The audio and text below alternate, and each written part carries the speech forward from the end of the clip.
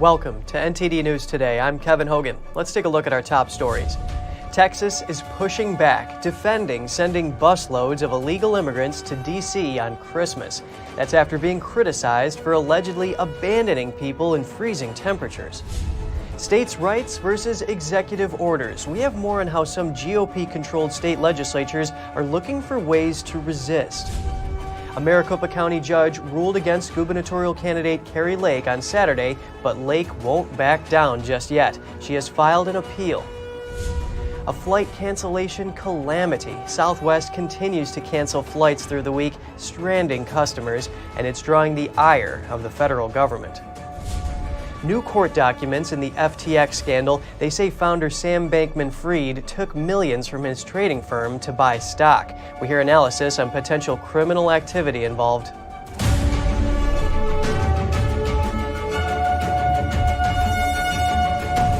Texas Governor Greg Abbott defends sending illegal immigrant buses to D.C., which arrived on Christmas Eve.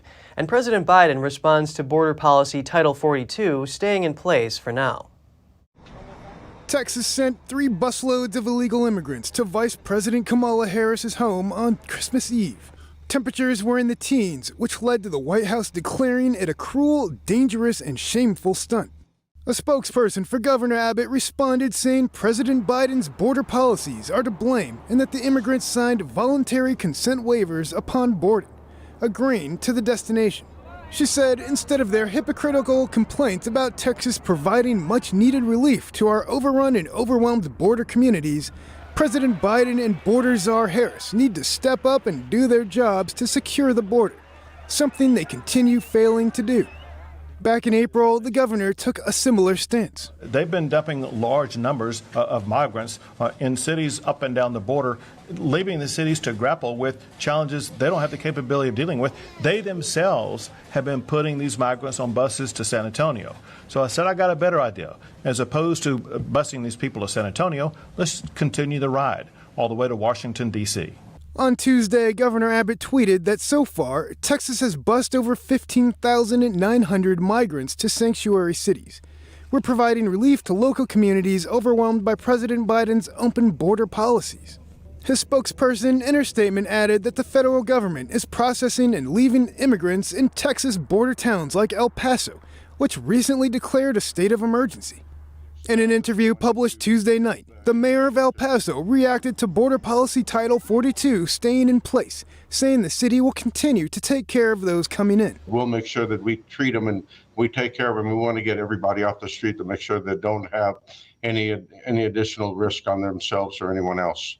Also on Tuesday, before leaving the White House for family vacation, President Biden commented on the Supreme Court's decision to keep Title 42 in place for now. The court is not going to decide until June, apparently, and in the meantime, we have to enforce it. But I think it's overdue. The president and his wife plan to vacation at the Virgin Islands. He's scheduled to return to Washington on January 2nd, which is the day before Republicans take over the House. Some states are pushing back on presidential executive orders. Republican-controlled state legislatures are weighing their constitutionality. NTD's Daniel Monahan has the story.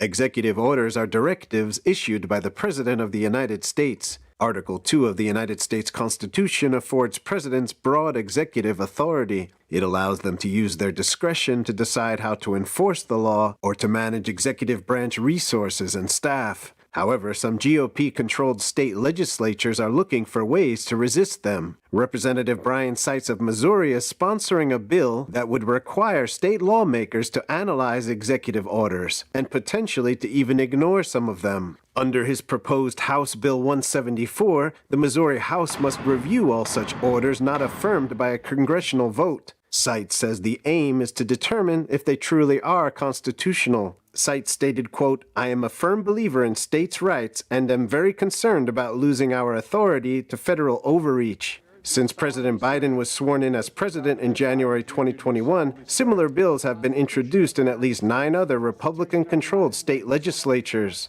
Those include Alabama, Utah, Nebraska, South Dakota, North Dakota, Oklahoma, Tennessee, Iowa, and South Carolina. American Legislative Exchange Council Senior Director Carla Jones says the bills are in response to, quote, federal overreach that infringes on state sovereignty. She says Biden was on track his first 6 months in office to issue more executive orders than record holder FDR, but has since leveled off considerably and is now pretty equal with President Donald Trump. Executive authority has been a significant issue in state legislatures since the 2020 pandemic. However, the vast majority of legislation has been directed at gubernatorial powers.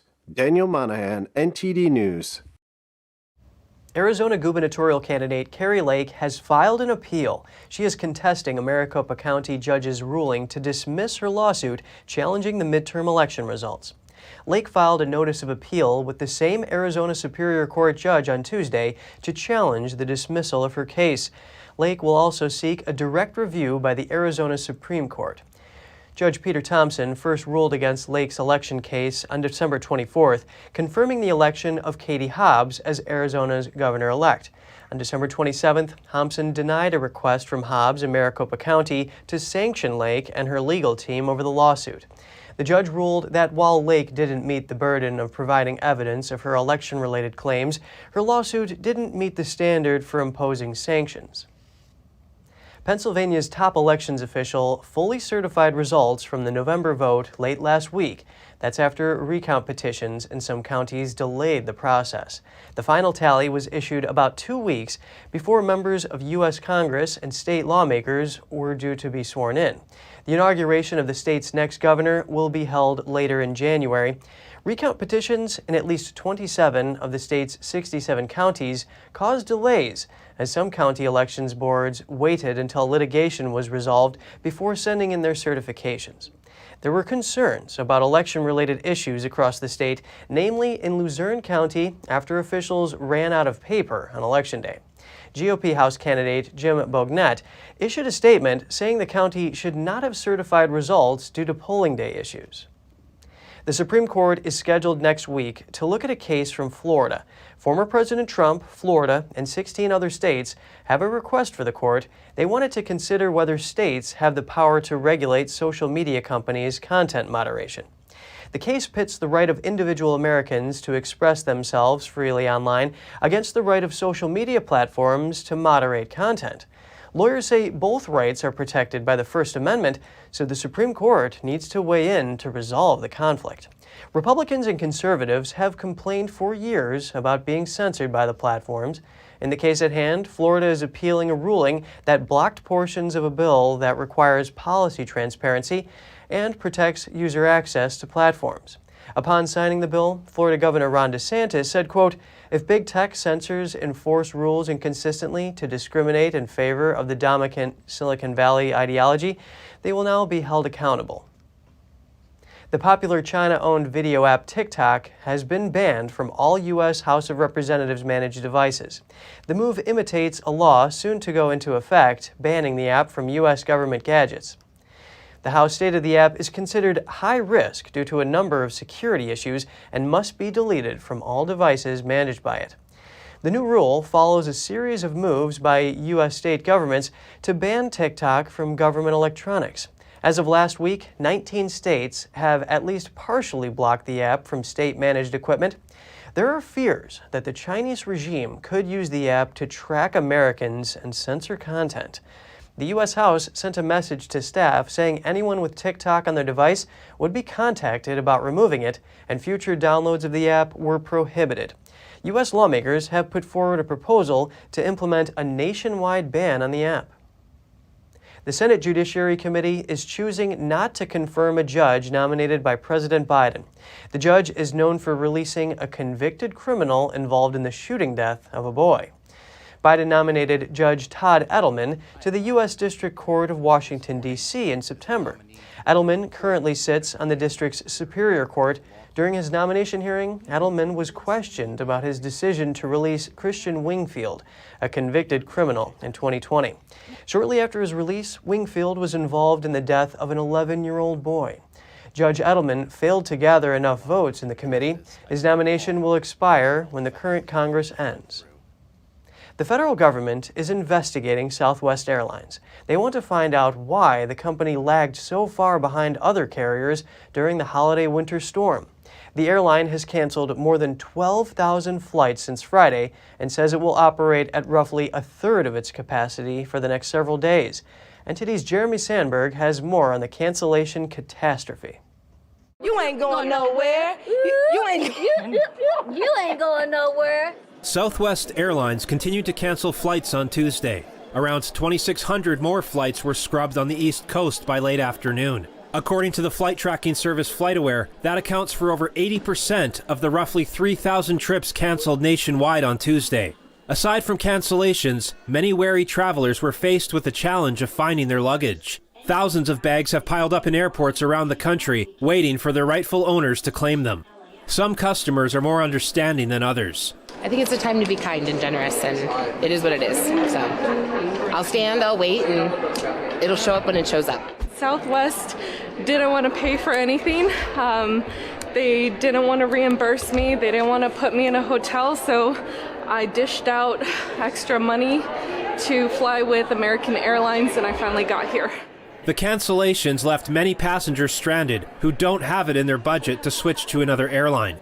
I think they need somebody to be able to say something, even if it's a recording telling the people that, something, just to calm them down, because everybody's not going to become like me and my daughter. Well, there's an element of surprise. So we wasn't anticipating this type of calamity, what I would call it right now. And the cancellation calamity could continue through the week. Southwest canceled around 2,500 flights Wednesday and nearly 1,400 for Thursday as it tries to restore order to its schedule. The airline's cancellations on Tuesday were 30 times more than the carrier with the second most cancellations, Spirit Airlines. Southwest's CEO Bob Jordan issued a video apology to passengers and employees. He says the main driver of the problem was the winter storm. We're doing everything we can to return to a normal operation. And please also hear that I'm truly sorry. But the federal government wants to know why Southwest is lagging so far behind its competitors in returning to normalcy. Transportation Secretary Pete Buttigieg says the weather problem doesn't explain why the airline can't locate baggage and doesn't even know where its own crews are.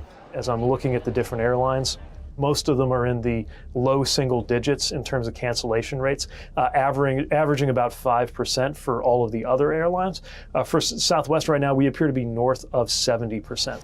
Buttigieg says federal regulations mandate that in situations where the airline is responsible, vouchers for hotels and restaurants need to be offered without the customer requesting them. He says he talked with the airline CEO about going above and beyond to make things right. A passenger shouldn't have to request that. They need to be proactively offering that. He pledged that they would, and again, we'll be watching to make sure that they follow through. The second vice president of Southwest Airlines Pilots Association says the meltdown was self-perpetuated due to massive reassignment of pilots and a lack of IT infrastructure to facilitate that process. If you look at our competitors right here in Denver, United Airlines, for instance, they went through the exact same weather system as we did. And they didn't cancel as many flights, and B, their recovery is extremely, it's very expeditious versus us. We're still recovering. In Congress, the Senate Commerce Committee has also promised an investigation. 2 Senate Democrats are calling on Southwest to provide significant compensation for stranded travelers. Jeremy Sandberg, NTD News. As Americans and Canadians felt the icy grip of a massive winter storm, some stunning ice sculptures took shape across the Great Lakes. A Scandinavian-themed gift store in Wisconsin was covered in ice. Videos on social media show the wooden building turned into a fortress of ice and snow. The frozen house formed when 60-mile-per-hour winds blew through this area on Lake Michigan. Another video shows a tree covered in ice on the shore of Lake Erie. Last week, the winter storm stretched from Buffalo, New York, and its surrounding areas, downwind of Lake Erie and Lake Ontario to most of the United States. And coming up, the Justice Department is probing the FTX crypto platform hack of $370 million after the company declared bankruptcy. This is separate from the fraud case against co-founder Sam Bankman-Fried. A hacker claims to be selling the personal Twitter data of 400 million users. The data in question was stolen from the social media company in 2021. More in just a moment here on NTD News Today.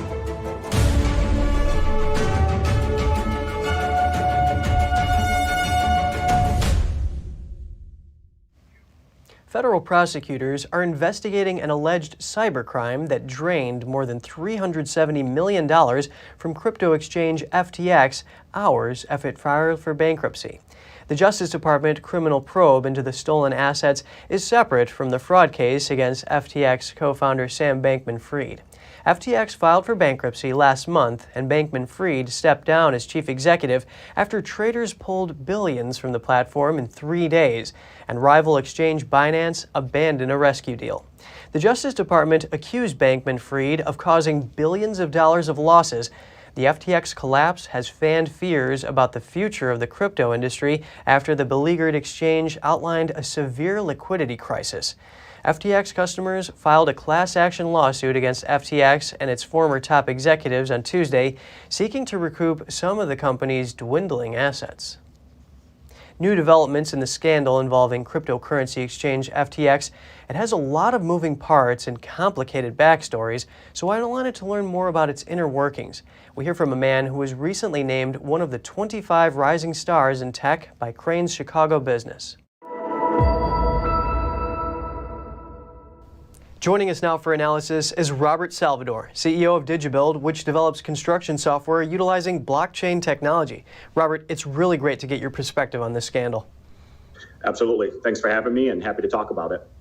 Court documents show that FTX founder Sam Bankman-Fried took hundreds of millions of dollars from his trading firm Alemada Research to buy Robinhood stock. Break this down for us and what it means in terms of possible criminal activity.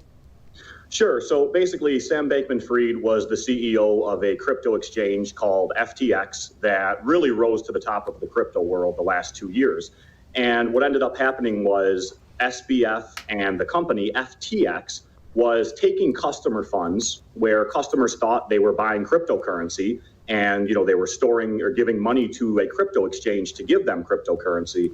Well, what was actually happening was FTX was taking those funds and commingling them with their sister company that's called Alemada Research, as you mentioned. And that was utilized to start many different shell companies. As you mentioned, one of those shell companies was used to buy a significant portion of Robinhood stock, which then was used as collateral to buy another crypto exchange called BlockFi here in the US that was looking for a bailout.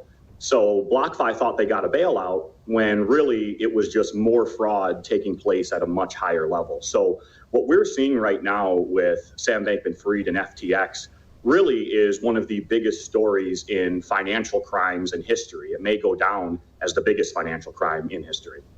And you talk about this commingling. How would Sam Bankman-Fried benefit on this, just briefly?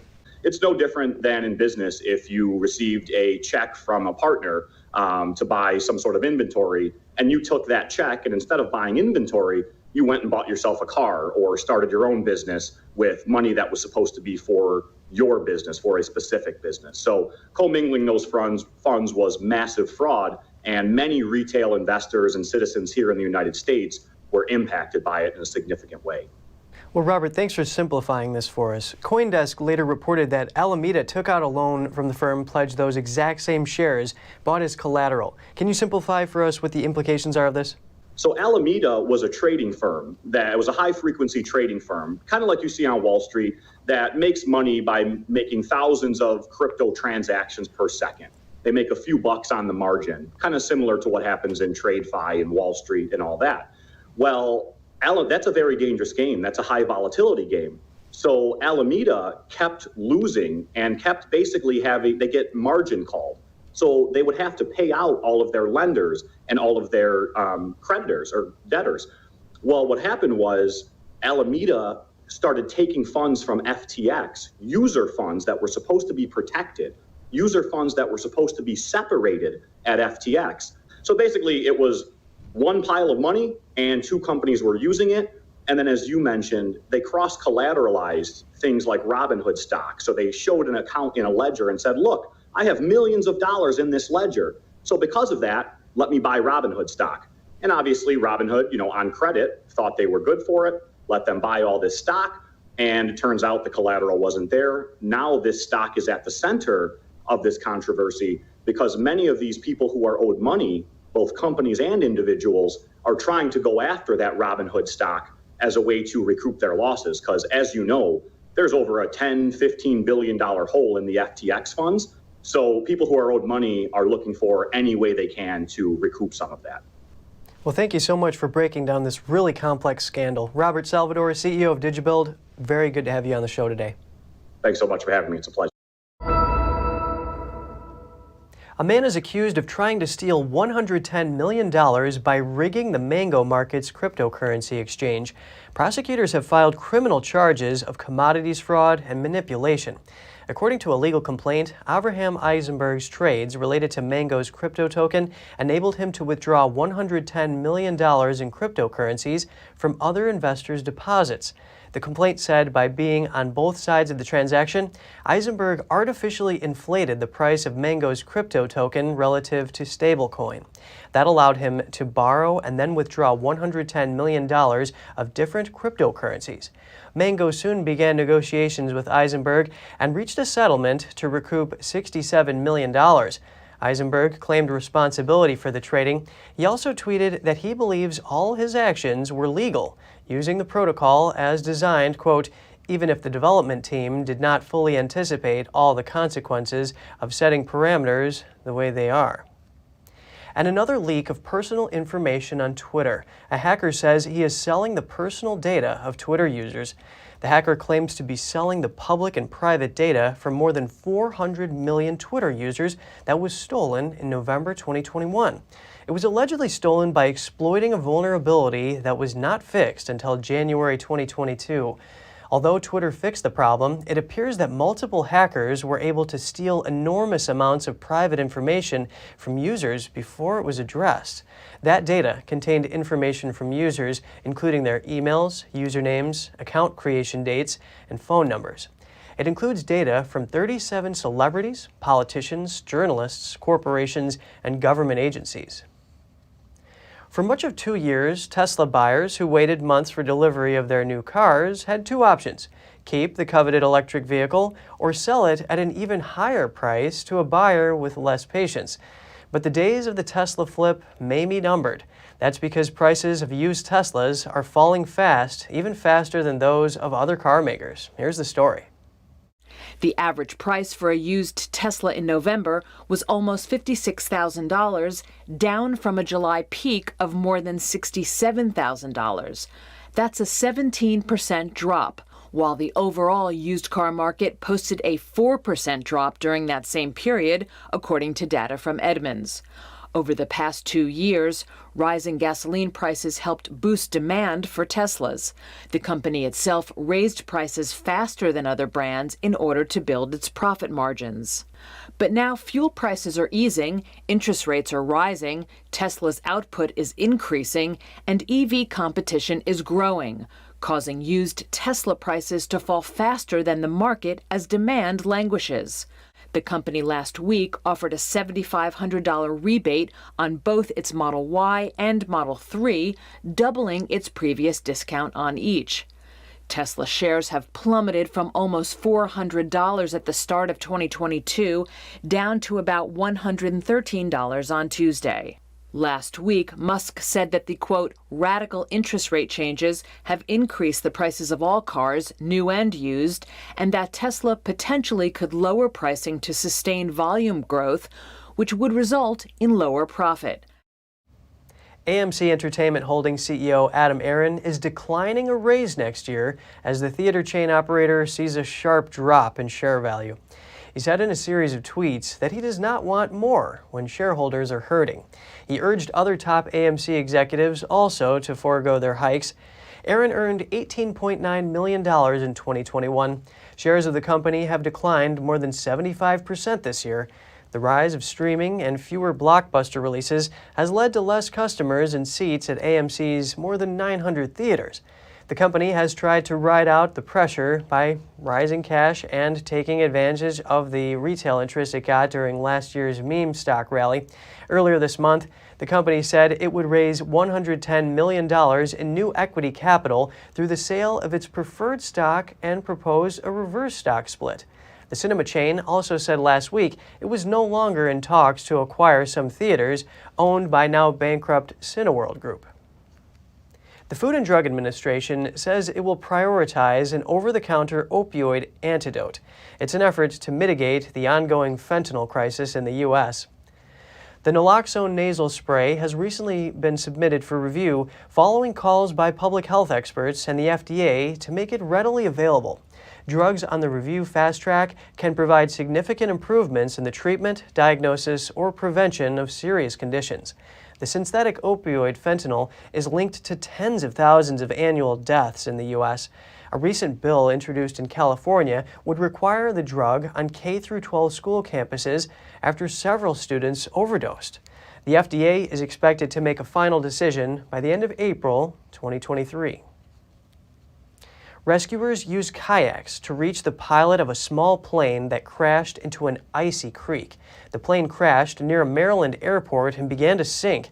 Witnesses told Maryland State Police that moments after the plane took off from Lee Airport, they heard it sputter and crash into Beards Creek. A police officer and two people nearby jumped into action using kayaks on the frozen water. News outlets reported that local resident John Jolene Sr. thought the plane would hit his home. Jolene and his son grabbed kayaks and used shovels to skim across the ice to the pilot. The pilot was standing on the wing as the plane sank and stayed afloat by hanging onto the kayak. Jolene said the pilot was very calm.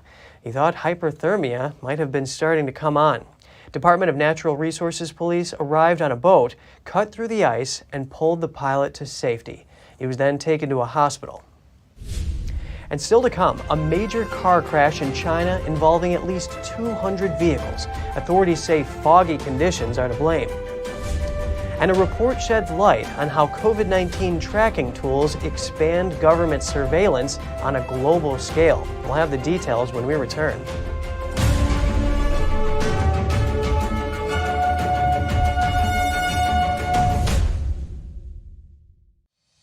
We're entering an unprecedented period of economic turmoil. The economy is unstable, our government is in shambles, and the global war on energy has created a domestic crisis.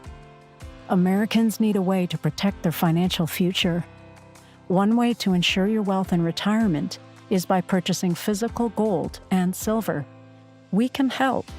You can roll any part of your retirement account into a gold or silver IRA. Better yet, you can open a gold or silver IRA in 5 minutes or less using our online application. Preserving your family's financial legacy is a choice that's always available to you. And when you're ready, we're here to help. Call us and speak to one of our IRA professionals. Let's build your financial legacy together. GSI Exchange, wealth for generations to come.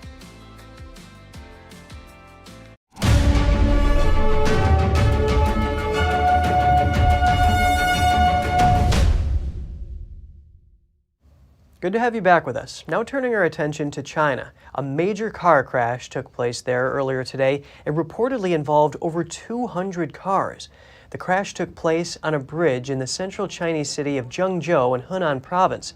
Chinese state TV said one person was killed in the incident. They attributed the cause of the crash to extremely foggy conditions. Visibility in multiple areas was less than 1,600 feet this morning. Rescuers said more than 200 vehicles had slammed into each other. Footage shared on Chinese social media platform Weibo showed several cars and trucks crumpling and piling on top of each other. Many of the injured were trapped in their vehicles, and the fire department sent 11 fire trucks and 66 personnel to help. The COVID crisis in China. One official from the Chinese CDC has made a prediction and big losses at two of China's most prestigious universities. Are the deaths COVID-related? Here's NTD's Tiffany Meyer with the story. One peak and three waves. This is the prediction from Wu Chunyou, chief epidemiologist at the Chinese Center for Disease Control and Prevention, about the current COVID-19 outbreak in China. Wu said the first wave would span from mid-December 2022 to mid-January 2023, mainly in cities. The second wave will strike from late January to mid-February 2023, China's top travel season surrounding the Lunar New Year holiday. The third wave is expected from late February to mid-March, when people return to work after the New Year holiday. The peak outbreak is predicted to span 3 months in total. Earlier this year, Wu also advised Chinese citizens on how to avoid monkeypox. One of his recommendations, having no contact with foreigners. Chinese authorities had already announced the first case of monkeypox in China before he gave the warning. The initial infection case was said to have originated outside China. Due to the Chinese regime's history of underreporting and covering up health data, it's unclear if that case was actually the first discovered in the country. Two of China's most renowned universities are suffering an unusually big loss. Their teachers and professors are passing away. One of the universities is considered the birthplace of the Chinese Communist Party, or CCP. The other one is known for its high-profile alumni, including the current and former CCP leaders. 12 professors from Beijing University died this month. That's according to notices put out by the school. 3 of the university's retired professors passed away on December 22nd alone. According to its website, the university maintains strong links to the Chinese Communist Party. The first group of communists and Marxists in China were educated there. The second school is called Tsinghua University. The death toll for its retired professors totaled 87 in just the last 4 months of this year, double the figure from the same period last year. This university also holds an important place in the CCP's recent history. Most of China's top leaders over the past decades are alumni, including current Chinese leader Xi Jinping and former leader Hu Jintao. The CCP leader before Hu Jintao did not attend the school, but his prime minister did. It's unclear if the deceased persons tested positive for COVID-19 or if they were even tested for the virus at the time of the death. Most of the death notices list illness as cause of death without any specifics. One notice listed a, quote, heavy cold as the cause.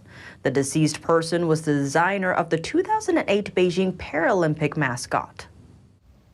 And now, in response to the virus outbreak in China, the U.S. is considering new rules for travelers from China. U.S. officials said Tuesday it's over concerns about the lack of transparent data coming from the Chinese regime. Earlier this week, Japan, India, and Malaysia announced tougher rules on travelers from China.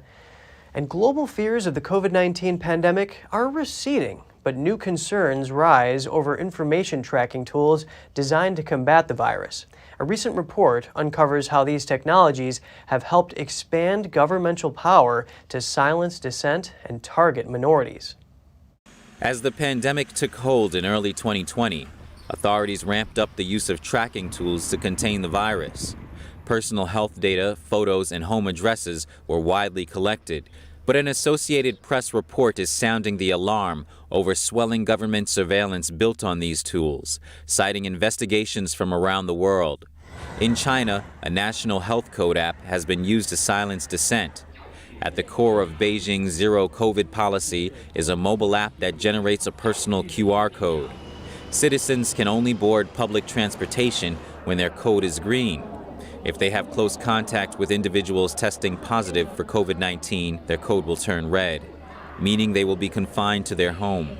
But in the past 3 years, evidence suggests authorities have rigged the code red to restrict dissidents or protesters from traveling, even when their virus tests showed negative. Human rights activists warned the app could stay as a means of social control, despite China's easing of lockdowns. As part of a citizen's rights, we have a right to privacy. This is one of our rights. Where are the rights to privacy under this condition? There are no such rights. They can collect your personal information arbitrarily. In Israel, phone surveillance for tracking COVID-19 contacts has been used to threaten citizens. Last year, hundreds of Arabs in Jerusalem received threatening messages from the country's Shin Bet security agency. The recipients were suspected of participating in violent clashes with police between Palestinian militants and police in the Gaza Strip, though many of them were simply living, working, or passing through the area. Just imagine that you receive such a text. You don't have any option to reply, to address the allegations. This is, for us, something that is unacceptable in a democracy. In India, authorities used facial recognition to enforce mask mandates, capturing images by surveillance camera, and police patrolling the streets with tablets. SQ Masood is a social activist who led a government transparency campaign in Hyderabad. Last year, he was randomly stopped by police. The officers asked him to remove his mask so they could take his picture. When Masood refused, they took a picture with his mask on. He has filed a lawsuit to find out why his picture was taken. Whether it be the use of facial recognition technology or the net of CCTV cameras they have blanketed this city with, all these technical solutions being used by the police and governments are very scary for the common people. It is especially scary if you're a minority or Muslim living in the current political scenario. In Australia, data collected during the pandemic was used for other purposes. In 2020, Australia's intelligence agencies were caught passively collecting data from the National COVID Safe app. An inspector general said there is no evidence that the data was accessed or used. But at the local level, law enforcement have used citizens' location sign-in data to investigate crimes. John Scott Railton is a senior researcher at the Toronto-based internet watchdog Citizen Lab. He commented, any intervention that increases state power to monitor individuals has a long tail and is a ratcheting system. Once you get it, it is very unlikely it will ever go away. And if you have any news tips or feedback for the show, don't hesitate to email us at news.today@ntd.com. And just ahead, Kosovo shuts its largest border crossing with Serbia after protesters blocked it. That's amid escalating tensions between the two Balkan countries. And Russia and China stepping up cooperation near Taiwan. The two countries held a joint exercise in the East China Sea. More shortly here on NTD News Today.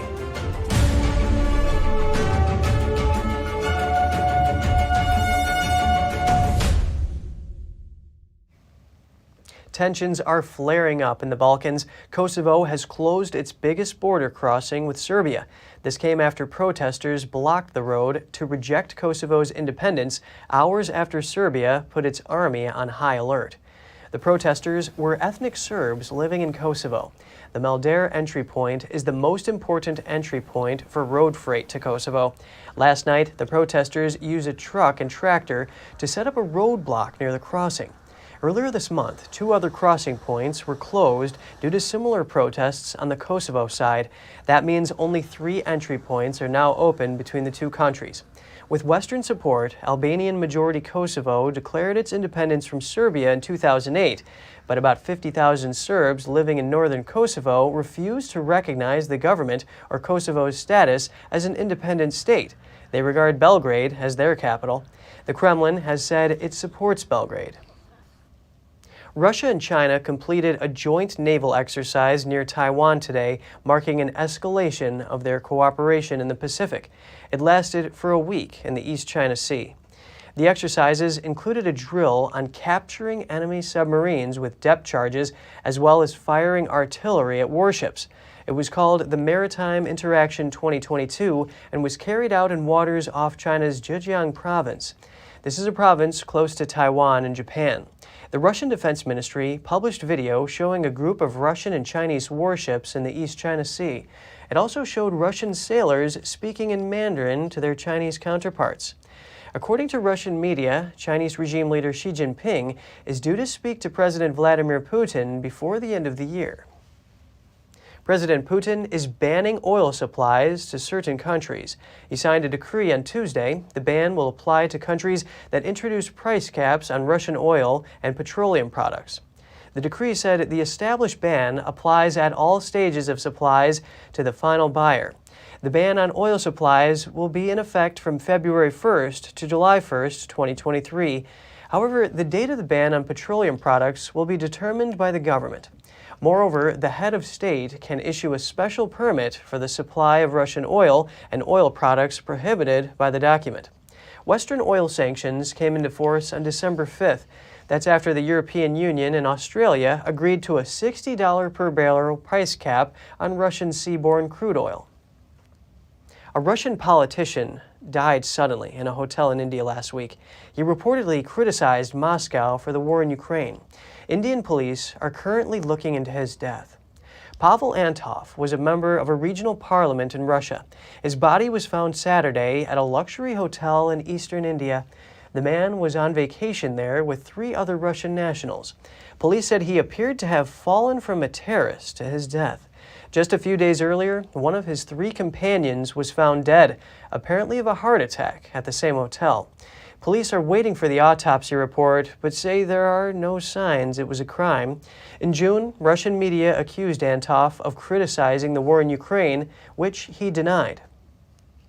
The Secretary of State is recommending to a pledge to bring American Paul Whelan from Russia home, the 4th anniversary of Whelan's detention. Whelan is serving a 16-year sentence in a Russian penal colony after his arrest on December 2018 on espionage charges, which he's denied. U.S. officials have declared him wrongfully detained. Secretary of State Antony Blinken said today that Whelan's detention remains unacceptable, and U.S. officials continue to press for his immediate release at every opportunity. He said his and the president's efforts will not cease until he's back with his family. The Biden administration was unable to secure Whelan's release when they brought WNBA star Brittany Griner home in a prisoner swap in mid-December. And still to come, archaeologists in northern Spain unearth a bronze hand with an ancient inscription. Find out what language it's in and how much has been translated. A museum exhibition embedded in a subway station. Outside of Athens, crowds are able to look through a glass beneath their feet at an ancient mosaic. Stay tuned for more on that when we return.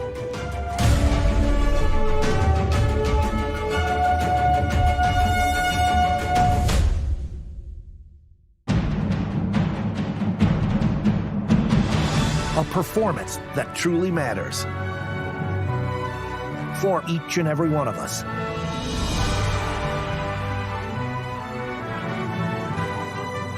This is what you've been waiting for.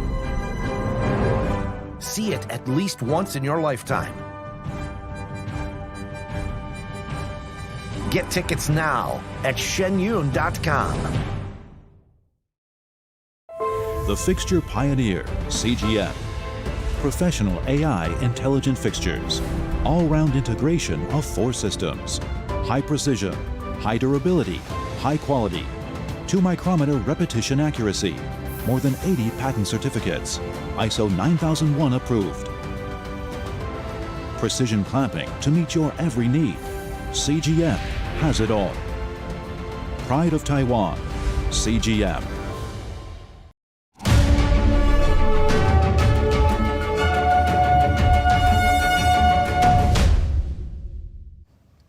Over in Argentina, at least 2 people were injured when a tree branch fell in a garden. The incident took place at the Buenos Aires Japanese Gardens on Monday.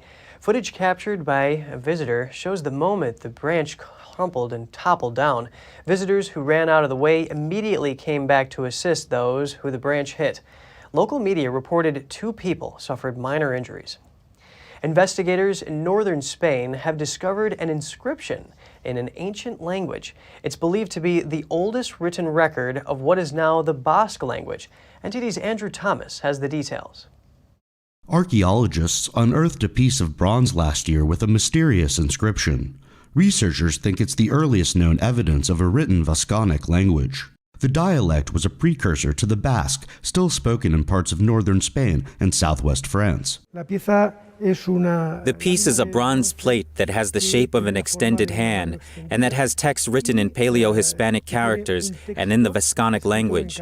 That is what is really surprising. In other words, that it constitutes the first document undoubtedly written in the Vasconic language and also written in a script that probably is also a specifically Vasconic script. The Vascones were an Iron Age tribe centered on territory that makes up Spain's modern Navarra region. Linguists widely believe that the Vascones only started writing after Roman invaders introduced the Latin script. The discovery of the bronze could challenge that belief. It is a text whose appearance or whose discovery we did not suspect could have happened, because we were almost convinced that the Basques were illiterate in antiquity, that they learned to write very little with the Iberian language, to mint some coins, and then they acquired the writing of the Romans, and therefore the Latin alphabet. Archaeologists believe the bronze hand was designed to hang on a door, likely as an amulet of protection. So far, linguists have been able to translate only one of the words inscribed on it, fortunate. It is a text of welcome, a text of wishing good fortune for the inhabitant of the house, or for the one who arrives to the house, etc. Basque has survived for centuries despite the common use of Spanish and French. Several 100,000 people are estimated to speak the language. It is most commonly spoken in the Spanish Basque country and Navarra regions. Andrew Thomas, NTD News. In a subway outside Athens, commuters can look down through a glass floor. Beneath their feet is a mosaic from the 4th century BC. NTD's Andrew Thomas has more. These aren't visitors to a museum, they're passengers on a new subway line. The passenger will be given a small taste of an everyday moment in an ancient house. Just like his own everyday moment when he passes through here, a house that is exactly beneath his city. And in this way, we plant something pleasant in his daily life. Something creative and new, something else, something he can think about when he is taking the train. The mini exhibition of artifacts is embedded in the structure of the station. It features items found during construction. Working at a depth of as much as 60 feet, the archaeological excavation spanned 10 years. It ended with a total of 6 new stations. The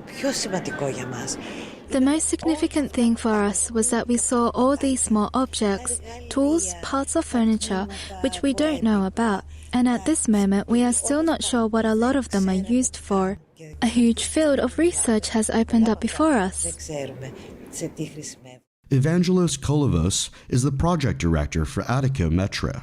One find in particular still resonates with him. I was very moved in some cases. I remember once I was in the excavation, and at that time they found a small ancient ring. It was also challenging. The construction team had to adapt to archaeologists' needs while not delaying or increasing the cost of the project, which already cost $700 million. With so much history, building underground subway lines in Greece has always been a delicate issue. There's always a way. There's always a way. There's no any problem or any difficulty that cannot be overcome.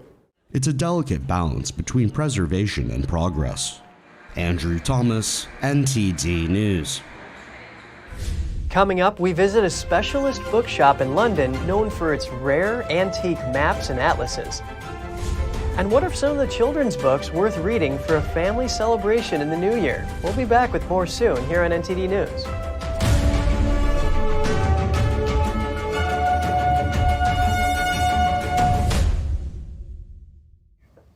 Google Maps may be available to nearly everyone in the world today, but it wasn't always that way. Maps and atlases served as navigational aids going back millennia. NTD's Malcolm Hudson paid a visit to a specialist rare bookshop in London known for the sale of the most expensive map ever sold on the open market. I'm here with Elena Napoleone at Daniel Crouch Rare Books, and she's going to be showing me some early atlases from around 500 years ago. So Elena, could you please explain to me a bit about these atlases? Of course. So we're going to be looking at a 1486 Isolario, which is an island book, the first sea atlas that was ever published. It was made by Bartolomeo da Lissonetti. And then we will look at a 1525 Ptolemaic atlas, which was published in Strasbourg. Based in St. James, London, Daniel Crouch Rare Books specializes in antique atlases, maps, and sea charts. They have a unique selection and were responsible for the sale of the most expensive map ever sold on the open market. priced at $10 million. Though both these atlases are around the same age, the Isolario is unique in that it was not based on the maps of Ptolemy, the Greek cartographer. Ptolemy lived in the 2nd century AD and expounded the theory that the Earth was the center of the universe. The author, Bartolomeo dagli Sonetti, says he was the captain of a ship and traveled the Mediterranean. And so drew the maps of the islands from traveling around them. And this is very important because the only other atlases from the time were all Ptolemaic atlases. In a twist of mystery, it's not known who exactly Bartolomeo dagli Sonetti was. His chosen surname translates as "of the sonnets," because he wrote sonnets about the islands. In contrast, the Strasbourg map is based on Ptolemy, but also goes beyond him. This one has some modern maps, and the most important fact about this book is that it has the first woodcut map to name and show America. Among the selection of globes and charts is a stunning map of China from the Qing dynasty. This showed the empire's people where they were in the world, and that they were part of something greater. And it's accompanied by an astronomical chart, positioning mankind within the cosmos. In a time of digital maps, these items seem like relics from a distant past, but they also mark the rich history that has brought us to today. Malcolm Hudson, NTD News, London. Cultural traditions make a big part of holiday celebrations, especially for kids. Let's take a look at some popular children's books from 2022 and draw some inspiration for a family reading list.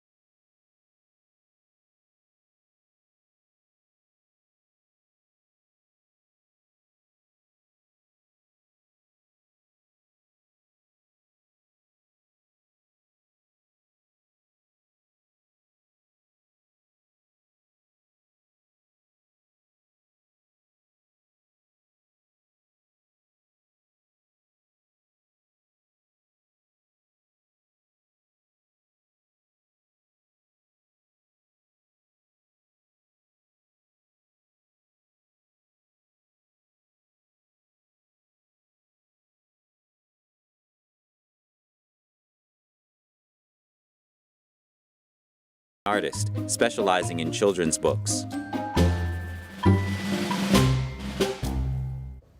Prostate health is important for every man, so let's get some diet and lifestyle tips to improve it. Here's Gina Marie, who brings us Strong Mind and Body.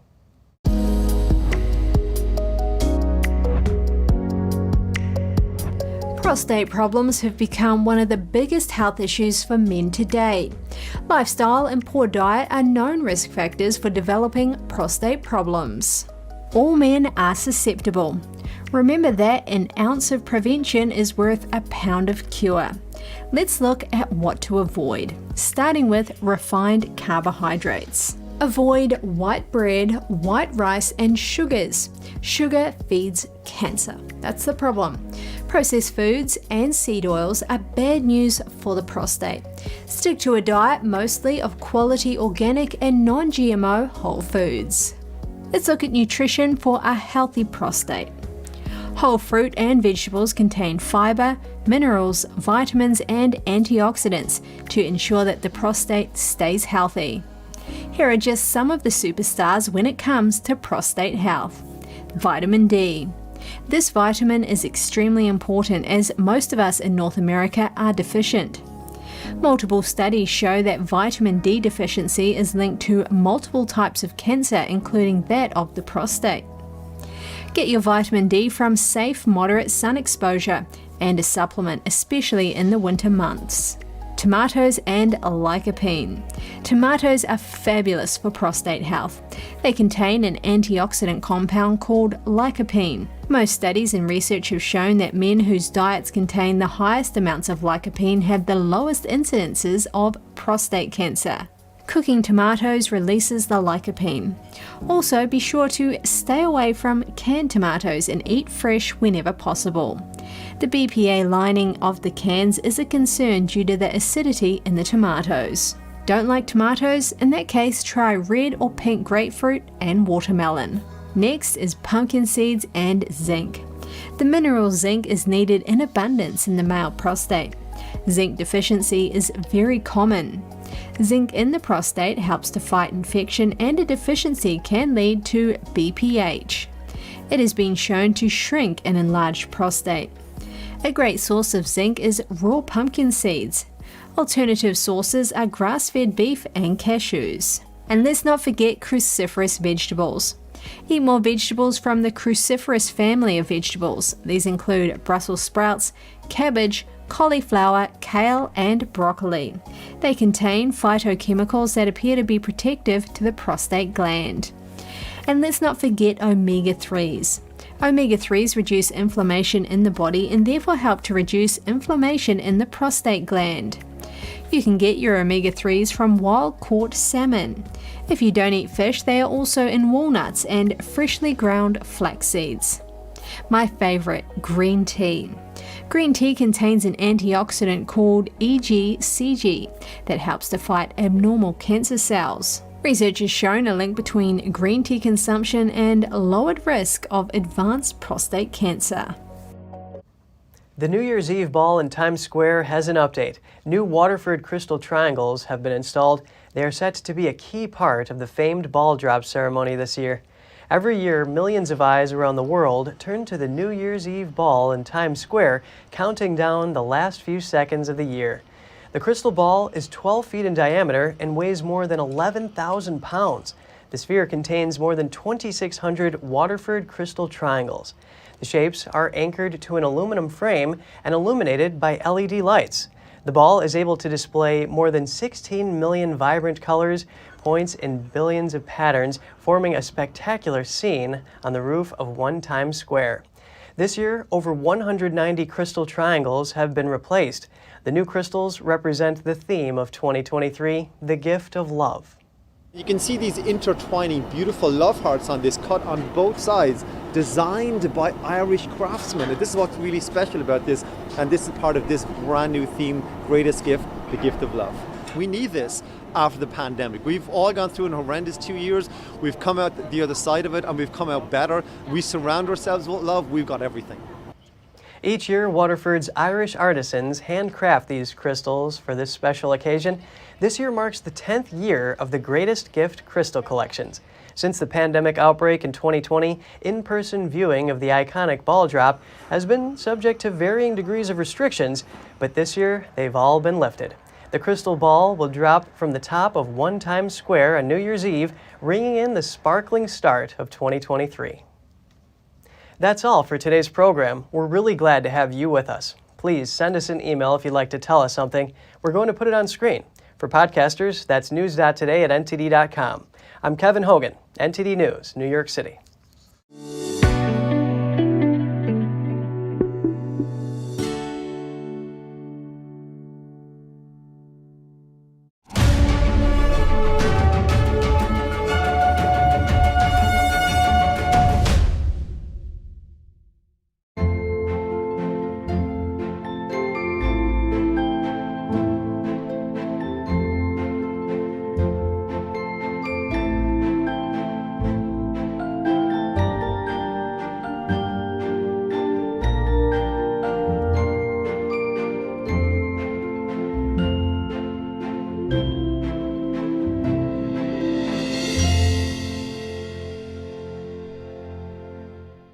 Thanks for watching us on YouTube. Did you know YouTube only keeps selective videos on its platform?